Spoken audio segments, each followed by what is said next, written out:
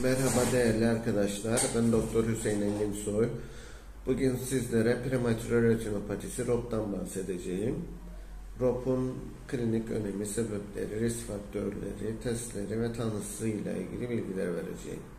Prematüre retinopatisi nedir öncelikle? Prematüre retinopatisi düşük doğum ağırlıklı ve erken doğan bebeklerde görülen retinal damarların anormal proliferasyonuna bağlı bir hastalıktır. İngilizce Retinopathy of Prematurity denen hastalığın kısaltması ROP adı pratikte sık kullanılmaktadır. Prematüre retinopatisi çocukluk çağında körlüğün en sık görülen sebeplerinden biridir. Prematüre retinopatisi neden gelişir? Anne karnında özellikle 16. haftadan sonra optik sinirden dışarı çıkan damar oluşumuyla fötüslerde retinal damar gelişimi başlar. 40 haftalık hamileliğin son 12 haftası göz gelişimi açısından çok önemlidir. Hastalık hayatın ilk günlerinde başlar ve retinadaki anormal damarların oluşumuyla körlük oluşturacak tarzda ilerler. Prematüre retinop bebeklerde doğumdan sonra normal damar gelişimi durur. Yeteri damar ağı bulunmayan göz bölgelerinden kimyasal bir madde olan vasküler endoteliyal büyüme faktörü yani VEGF salınarak damar oluşumunun önünde bir istek yaratılır. Bu oluşacak yeni damarlar anormal yapıda olmayıp beraberlerinde retinada halka tarzında fonksiyon olmayan bir doku oluşumuna sebep olur. Bu doku zamanla tutunduğu retinayı ve vitreosu kendine çeker ve bunun sonunda retina dekolmanı ortaya çıkar. Bu retina dekolmanı görme kayıplarına sebep olan bir retina yırtığıdır. Prematüre retinopatisinde klinik tanımlama ve sınıflanmaya bakarsak prematüre retinopatisi anatomik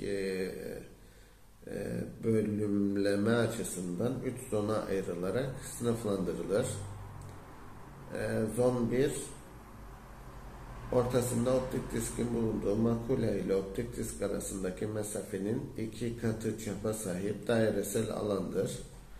Zon 2, zon 1 gibi merkezinde optik disk içeren, burun yönünde tüm retinayı kapsayan dairesel alandır. Zon 3, zon 2 dışında kalan ve bunun aksi yönünde hilal şeklinde duran alandır. Hastalığı evrelenme bakımından uluslararası bir sınıflandırması vardır. Evre 0, ROP'un hafif formu iken evre 5 tam retina dekolmanını ifade eder. Evre 1 retina dışı kenarı normal kan beslenmesini alamamaktadır. Normal ve anormal damarların buluştuğu bölgede bir demarkasyon hattı mevcuttur. Evre 2, iki bölgeye ayıran demarkasyon hattı kabaratlık olarak devam eder. Evre 3 kabarıklık büyümeye devam eder ve damarlar vitreye yayılır. Nepte oluşumu ve sıvı sızıntısı olabilir. Evre 4 kısmi retina dekolmanı oluşmuştur. Evre 5 tam retina dekolmanı gelişmiştir. Bu 5 evreyi size anlattıktan sonra agresif posterior prematüre retinopatisi AP-ROP hakkında da sizlere biraz bilgi verelim. Agresif posterior prematüre retinopatisi hızlı ilerleyen şiddetli bir ROP formudur. Tedavi edilmediğinde hızla evre 5'e ilerlemektedir. Puls artı hastalık, retina venlerinde genişleme ve arterlerinin kıvrımlaşmasında artışın olduğu klinik duruma puls artı yeni hastalık denir. Puls hastalık ROP tedavisinde kritik öneme sahiptir.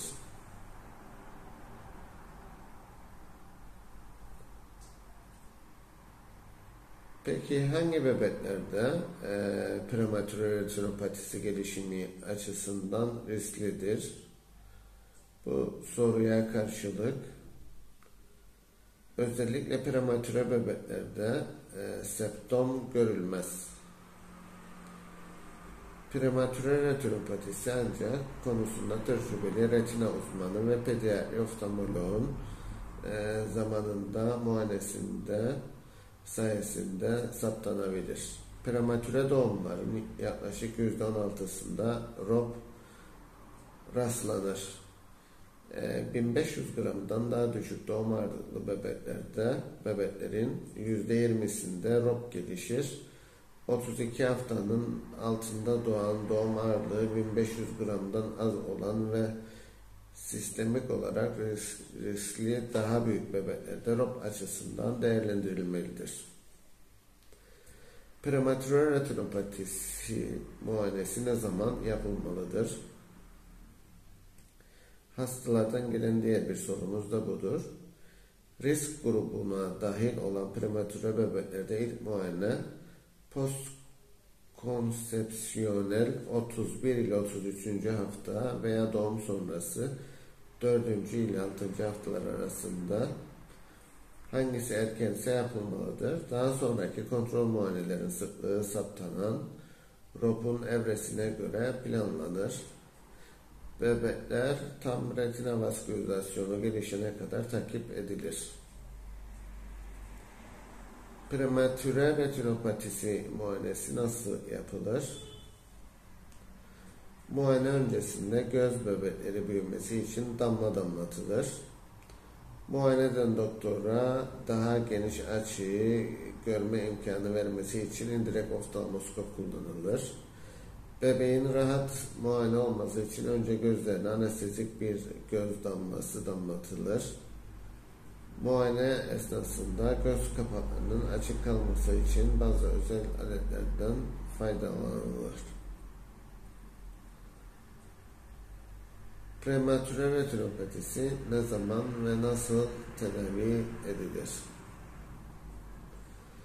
Prematüre retinopatisi genellikle kendiliğinden düzelen bir hastalıktır. Ancak hastalığın yaklaşık %10'u tedaviye ihtiyaç duymaktadır. Tedavi kararında ROP'un göz içindeki lokalizasyonu ve şiddeti önemlidir. Evre 1 ve 2'de ROP için sadece gözlem yeterlidir.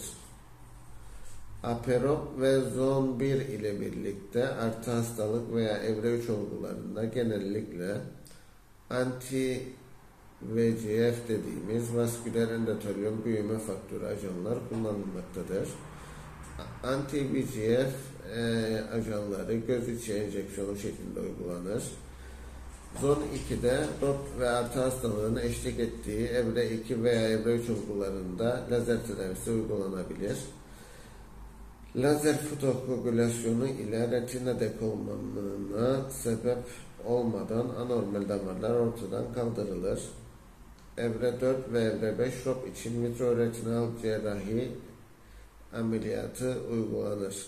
Prematüre retinopatisi görülen çocuklar ne sıklıkla muayene olmalıdır?